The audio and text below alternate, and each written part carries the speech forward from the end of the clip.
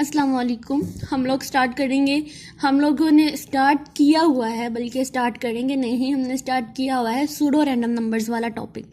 इससे पहले मेरे 2 लेक्चर्स जो मैंने अपलोड किए हैं वो सूडो रैंडम नंबर्स क्या होते हैं और इनका जनरेशन प्रोसेस क्या होता है, इसको हम लोगों ने पढ़ा है। ठीक है, उसके बाद हमारे पास नेक्स्ट जो टॉपिक आ रहा है वो आ रहा है इसकी डिटर्मिनिस्टिक नेचर के बारे में और साथ में इसकी सीड वैल्यू इंपॉर्टेंट। ठीक है, ये दोनों टॉपिक जो हैं वो एक तरह से सेम ही है, क्योंकि हमें अगर सूडो रैंडम नंबर्स की डिटर्मिनिस्टिक्स नेचर का पता चल जाता है तो इसमें मेन टॉपिक हमारा सीड वैल्यू का ही आता है। अब इन पूरे के अंदर जितने भी यहाँ पे मैंने टॉपिक्स लिखे हैं सूडो रैंडम नंबर्स जनरेशन से रिलेटेड, इस पूरे के पूरे में हमारे पास जो हमारा सीड वैल्यू है वो सबसे ज़्यादा इंपॉर्टेंट रोल प्ले कर रहा है और इसीलिए इसकी इंपॉर्टेंस क्या है इसकी डिटर्मिनेटिक नेचर से ही हमें पता चल जाएगा।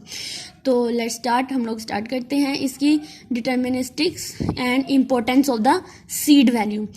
Pseudo random numbers are deterministics, meaning a specific sequence will be generated for the seed। यानी हम लोग जो सीड होती है, हमारी जो स्टार्टिंग वैल्यू होती है, उसके लिए हम लोग क्या करते हैं, हम लोग एक स्पेसिफिक सीक्वेंस जो होता है उसको जनरेट करते हैं। इसलिए इसको डिटर्मिनिस्टिक्स कहा जाता है, क्योंकि इसका एक कोई ना कोई स्टार्टिंग वैल्यू होती है। If the seed value is the same then the generated numbers will also show the same sequence. ठीक है, यानी कि अगर हमारा जो सीड वैल्यू है अगर वो सेम है तो जो हमने सीक्वेंस तैयार किया है वो भी इसी सीड वैल्यू के अकॉर्डिंग होगा।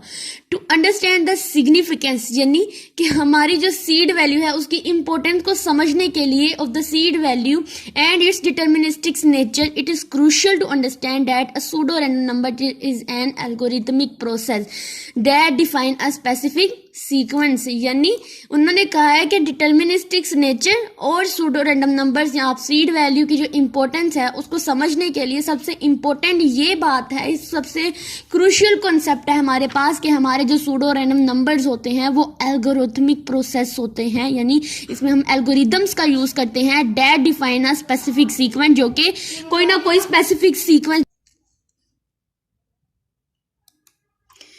Seed value is what define the sequence at beginning. यानी कि सीड वैल्यू वो डिफाइन करती है कि हमारे जो हमने रैंडम नंबर जो सूडो रैंडम नंबर जनरेट करने हैं उनकी स्टार्टिंग क्या है।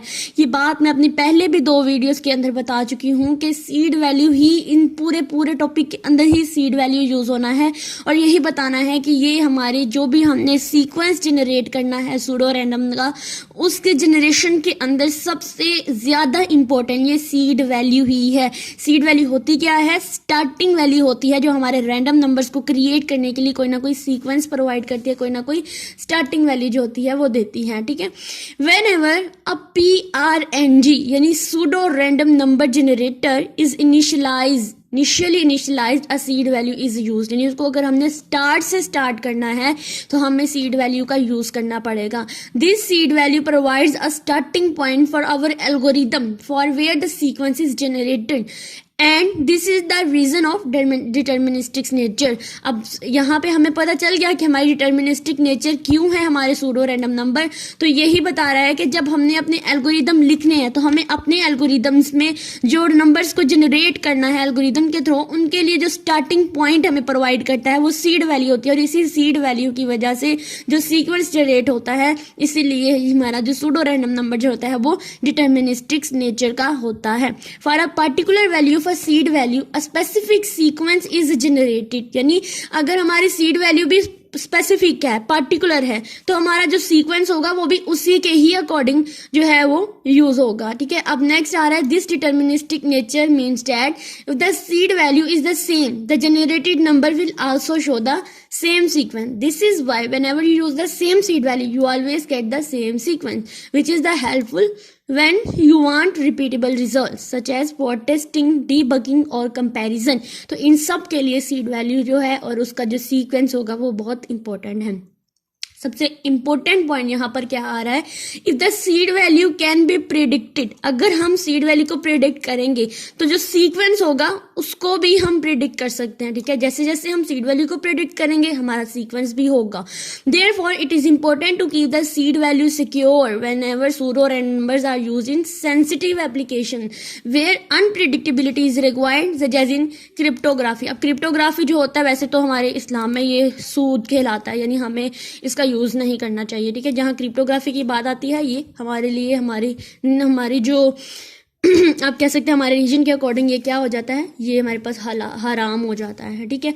तो यहाँ पर यही बात यूज़ करी कि हम सूडो रैंडम नंबर में सेंसिटिव एप्लीकेशंस में हम लोग सूडो रैंडम नंबर्स का यूज़ करते हैं, और इनको यूज़ करने के लिए हम लोग सीड वैल्यू यूज़ करते हैं, क्योंकि जो सीड वैल्यू होती है हमारी एप्लीकेशन की सिक्योरिटी के लिए बहुत इंपॉर्टेंट होती है, और ये अनप्रिडिक्टेबल हो जाती है जब ये क्रिप्टोग्राफी जैसी हम ऐप्स का यूज़ करते हैं, ठीक है। इसकी सबसे बड़ी एग्जांपल आप ले सकते हैं बिटकॉइन ले सकते हैं, ठीक है। बिटकॉइन नहीं बल्कि टास्क जैम्प ले सकते हैं, इस तरह की जो भी हमारे पास क्रिप्टोग्राफी वाली ऐप्स हैं वो, ठीक है। और ये हमारे पास अनप्रिडिक्टेबल होती हैं और ये इतनी सेंसिटिव नहीं होती।